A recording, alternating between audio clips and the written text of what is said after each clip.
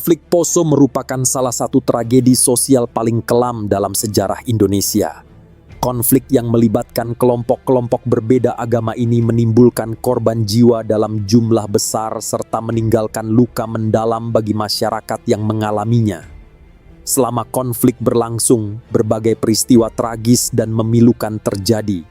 Salah satunya terjadi di sebuah pondok pesantren, tempat ratusan santri mengalami tindakan kekerasan yang sulit diterima oleh akal sehat. Peristiwa lain yang tak kalah mengerikan juga terjadi di Sungai Poso, ketika banyaknya korban membuat aliran sungai tersebut dikisahkan berubah warna menjadi merah. Lalu, bagaimana konflik Poso dapat terjadi hingga berkembang menjadi salah satu konflik komunal terbesar dan paling mematikan di Indonesia? Konflik Poso bermula dari sebuah insiden yang terjadi pada penghujung tahun 1998 pada malam Natal 24 Desember 1998 yang saat itu bertepatan dengan bulan Ramadan. Terjadi perkelahian antara dua pemuda di Poso. Perkelahian tersebut melibatkan seorang pemuda berinisial RB, warga Lombogia yang mayoritas penduduknya beragama Kristen, dan seorang pemuda berinisial RD yang beragama Islam. Dalam insiden itu, RD mengalami luka serius akibat sabetan senjata tajam. Tak lama setelah kejadian, beredar dua versi kronologi yang saling bertentangan. Di kalangan masyarakat Kristen, beredar informasi bahwa RD yang terluka kemudian melarikan diri ke sebuah masjid untuk menyelamatkan diri. Sementara itu, di kalangan masyarakat Islam muncul kabar bahwa RD justru dibacok saat sedang beristirahat di dalam masjid. Hingga kini tidak jelas bagaimana dua versi cerita yang berbeda tersebut dapat menyebar. Namun banyak pihak menduga adanya provokasi yang sengaja dilakukan untuk memicu ketegangan antar kelompok. Kabar bahwa seseorang diserang di dalam rumah ibadah tentu memicu kemarahan. Meski demikian, pada tahap awal masyarakat Poso masih berupaya menyelesaikan persoalan melalui jalur musyawarah. Selama bertahun-tahun, warga dari berbagai latar belakang agama dan budaya hidup berdampingan secara damai, sehingga banyak pihak berusaha mencegah konflik meluas. Para tokoh agama kemudian mempertemukan kedua belah pihak untuk mencari jalan keluar. Dari hasil musyawarah, diketahui bahwa salah satu faktor yang melatar belakangi perkelahian tersebut adalah konsumsi minuman keras. Sebagai langkah pencegahan, aparat kepolisian melakukan razia terhadap peredaran minuman keras di wilayah Poso. Minuman keras yang ditemukan disita dan dimusnahkan agar kejadian serupa tidak kembali terulang. Namun, situasi kembali memanas ketika sekelompok pemuda Muslim menyegel sebuah toko yang diduga menjual minuman keras. Toko tersebut ternyata milik seorang warga Kristen. Insiden ini memicu bentrokan baru yang melibatkan warga dari kedua kelompok. Ketegangan terus meningkat dan mencapai puncaknya pada 27 Desember 1998. Sebuah truk yang membawa warga Kristen dari daerah Tentena tiba di lokasi. Mereka disebut membawa senjata tajam dan dipimpin oleh seorang tokoh yang dikabarkan merupakan anggota DPRD Poso. Di sisi lain, kelompok warga Muslim juga telah bersiap menghadapi kemungkinan serangan. Massa dari berbagai daerah berkumpul menggunakan sejumlah truk dan bersiaga di lokasi. Bentrok berskala besar pun akhirnya pecah. Jumlah massa yang terlibat begitu banyak sehingga aparat kepolisian kesulitan mengendalikan keadaan. Upaya untuk meredam kerusuhan tidak berjalan efektif, sementara situasi di lapangan semakin tidak terkendali. Dalam penyelidikannya, aparat berhasil menangkap 7 pemuda yang diduga berperan sebagai provokator. Sementara itu, Komnas HAM turut melakukan investigasi untuk mengungkap akar permasalahan yang sebenarnya. Hasil penyelidikan Komnas HAM menyebutkan bahwa bentrokan tersebut pada awalnya bukan dipicu oleh persoalan agama, melainkan oleh kesalahpahaman dan konflik antar kelompok warga. Komnas HAM juga menyoroti minimnya langkah yang diambil oleh pihak-pihak berwenang untuk meredam situasi sejak awal.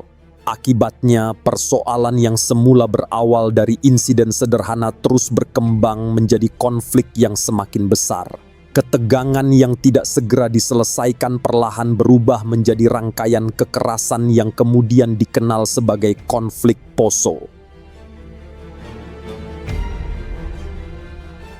Setelah gelombang bentrokan pertama mereda, situasi di Poso sebenarnya sempat berangsur tenang. Aparat keamanan yang gencar menangkap para provokator berhasil menurunkan intensitas konflik.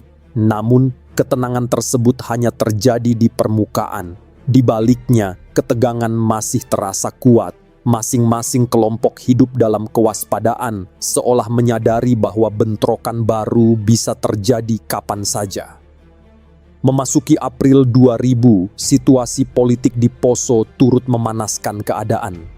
Saat itu, seorang mantan bupati tengah menghadapi proses persidangan dalam kasus yang cukup sensitif.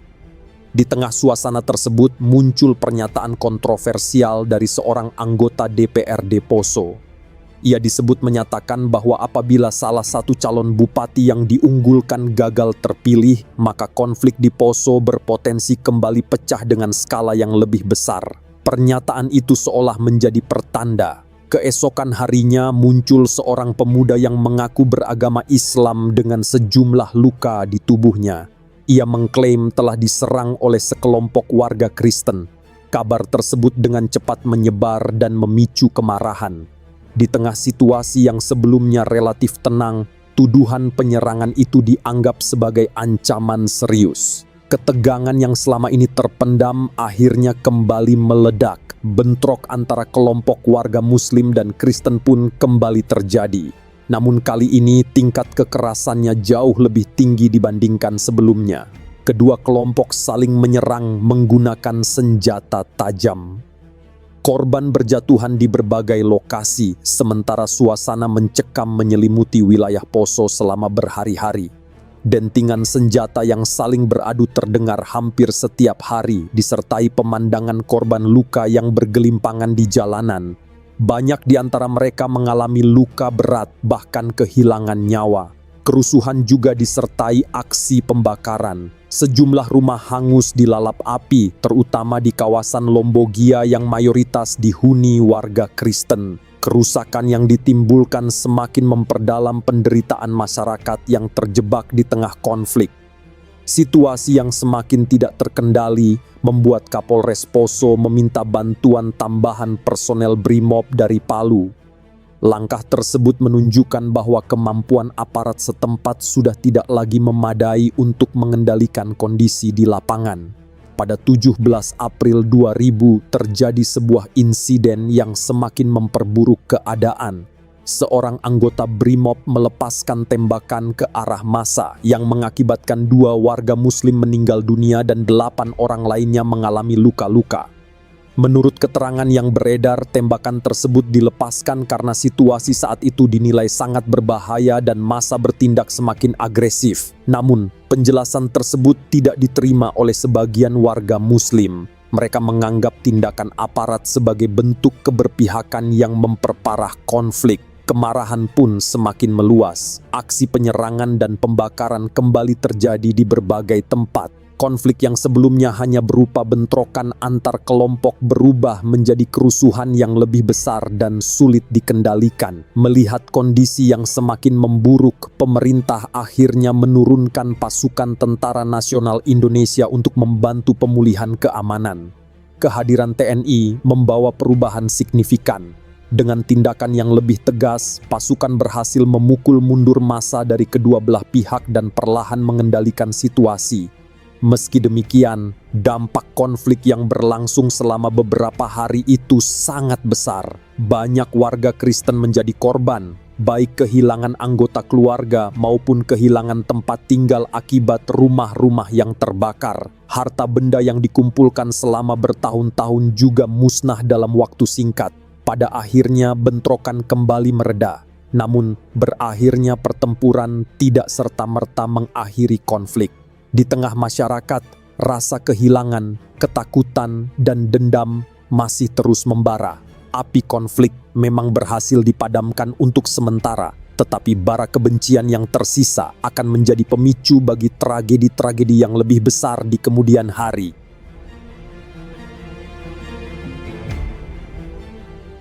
Tidak banyak yang menyadari bahwa dendam yang tersisa dari konflik sebelumnya akan menjadi pemicu bagi gelombang kekerasan yang jauh lebih besar.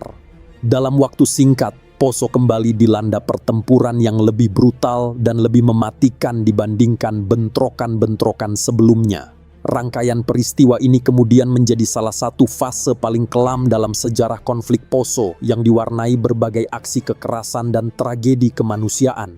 Salah satu peristiwa yang paling dikenang adalah nasib ratusan santri di sebuah pondok pesantren yang berada di wilayah konflik. Latar belakang pertempuran ini berawal dari rasa dendam akibat pembakaran besar-besaran rumah warga di kawasan Lombogia. Sebagai bentuk balasan, sejumlah kelompok dari pihak Kristen membentuk pasukan bersenjata yang dikenal dengan nama Kelelawar Merah dan Kelelawar Hitam.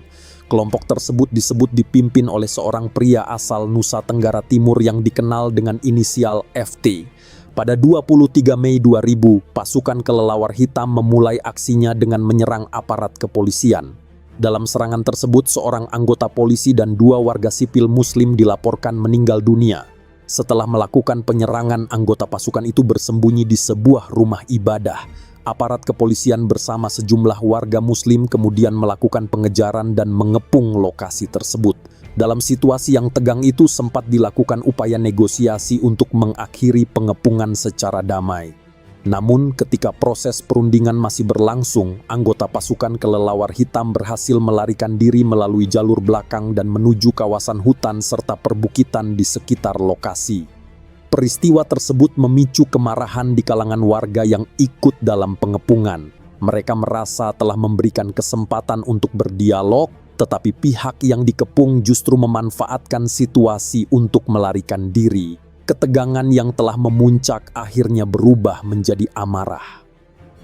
Rumah ibadah yang sebelumnya digunakan sebagai tempat persembunyian kemudian dibakar oleh massa yang marah. 5 hari kemudian, tepatnya pada 28 Mei 2000, pasukan Kelelawar Hitam kembali melancarkan operasi yang jauh lebih besar. Kali ini sasaran mereka adalah kawasan permukiman yang mayoritas dihuni warga muslim. Di tengah berlangsungnya serangan, muncul berbagai informasi yang saling bertentangan. Beberapa pihak menyebut bahwa aksi tersebut tidak hanya dilakukan oleh pasukan Kelelawar Hitam, tetapi juga melibatkan sejumlah provokator yang menyusup dan memperkeruh keadaan. Namun hingga kini tidak ada kepastian mengenai sejauh mana keterlibatan pihak-pihak lain dalam serangan tersebut. Yang jelas, penyerangan itu menimbulkan penderitaan besar bagi warga sipil yang berada di kawasan terdampak. Banyak keluarga terpaksa mengungsi untuk menyelamatkan diri, sementara berbagai peristiwa tragis terjadi di tengah kekacauan yang melanda wilayah tersebut. Konflik yang sebelumnya masih berupa bentrokan antar kelompok kini telah berkembang menjadi pertempuran terbuka yang semakin sulit dikendalikan. Kekerasan terus meluas dan babak paling kelam dalam konflik Poso pun mulai memasuki puncaknya.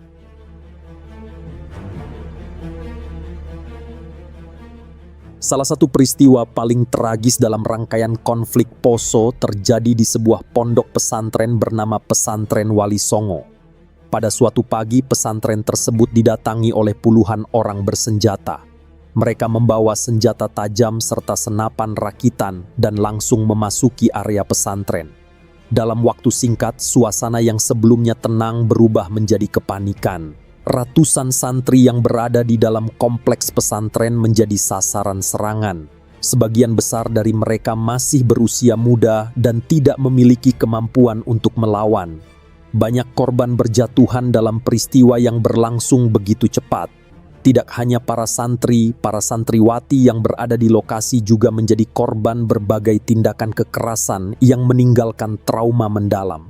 Tragedi tersebut menjadi salah satu catatan paling kelam dalam sejarah konflik komunal di Indonesia. Serangan di pesantren Wali Songo tidak berhenti di lokasi kejadian.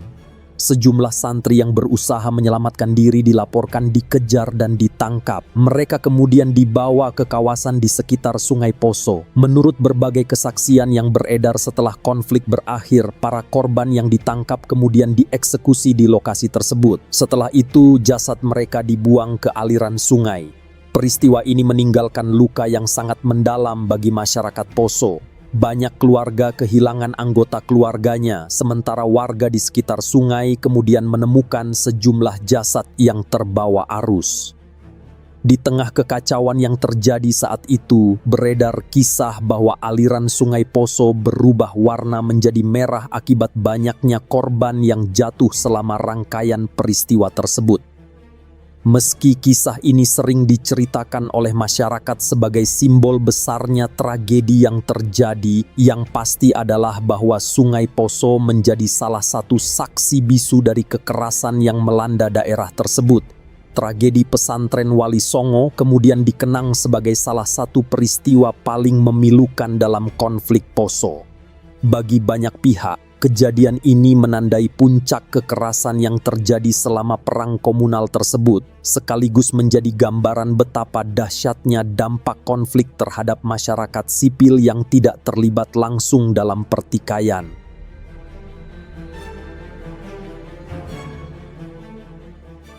Setelah rangkaian bentrokan besar yang terjadi sepanjang tahun 2000, intensitas konflik di Poso perlahan mulai menurun. Namun, kondisi di lapangan masih jauh dari kata aman. Suasana mencekam masih terasa di berbagai wilayah, dan masyarakat hidup dalam ketakutan akibat kekerasan yang belum sepenuhnya berakhir. Pada masa itu, laporan mengenai korban masih terus bermunculan. Hampir setiap hari ditemukan jasad korban konflik di berbagai lokasi. Banyak di antaranya berada dalam kondisi yang menyulitkan proses identifikasi, menjadi bukti betapa dahsyatnya kekerasan yang telah terjadi. Melihat situasi yang semakin mengkhawatirkan, pemerintah akhirnya mengerahkan operasi keamanan berskala besar. Ratusan personel gabungan dari Tentara Nasional Indonesia dan Kepolisian Republik Indonesia diterjunkan ke wilayah Poso untuk memulihkan stabilitas dan mencegah konflik kembali meluas. Selama berbulan-bulan, aparat melakukan berbagai operasi penegakan hukum.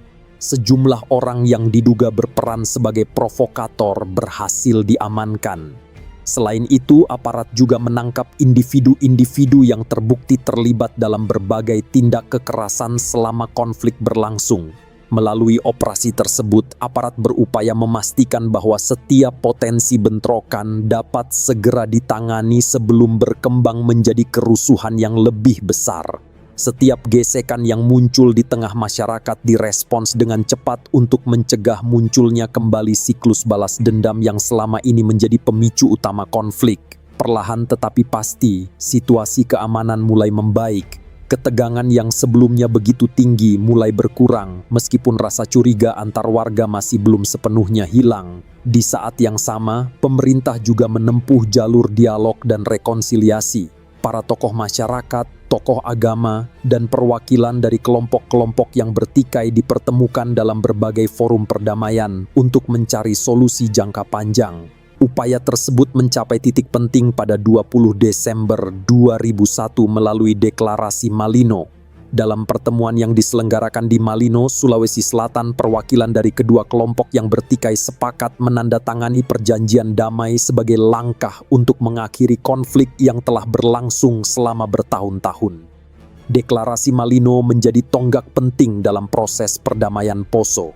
Kesepakatan tersebut membuka jalan bagi pemulihan keamanan, rekonsiliasi masyarakat, serta pembangunan kembali wilayah-wilayah yang terdampak konflik. Meski perdamaian akhirnya berhasil dicapai, dampak yang ditinggalkan konflik tidak mudah untuk dihapus. Ratusan orang kehilangan nyawa, ribuan lainnya mengalami luka-luka, dan ribuan rumah hancur akibat kekerasan yang terjadi. Di balik angka-angka tersebut, terdapat keluarga-keluarga yang kehilangan orang tercinta, anak-anak yang tumbuh dengan trauma, serta masyarakat yang harus memulai kembali kehidupan mereka dari awal. Luka yang ditinggalkan konflik Poso mungkin tidak akan pernah sepenuhnya hilang. Namun, peristiwa tersebut menjadi pelajaran berharga tentang betapa rapuhnya perdamaian ketika prasangka, provokasi, dan kebencian dibiarkan berkembang tanpa kendali. Karena itulah, sejarah konflik Poso bukan untuk menghidupkan kembali permusuhan atau membuka luka lama. Sejarah harus menjadi pengingat bahwa tragedi serupa tidak boleh terulang. Dengan memahami masa lalu, generasi berikutnya diharapkan dapat menjaga toleransi, memperkuat persatuan, dan mencegah munculnya konflik yang dapat membawa penderitaan bagi banyak orang. Pada akhirnya, perdamaian bukanlah keadaan yang tercipta dengan sendirinya. Perdamaian adalah sesuatu yang harus terus dijaga, dirawat, dan diperjuangkan bersama agar tragedi seperti konflik Poso tetap menjadi bagian dari sejarah, bukan kenyataan yang kembali terulang di masa depan.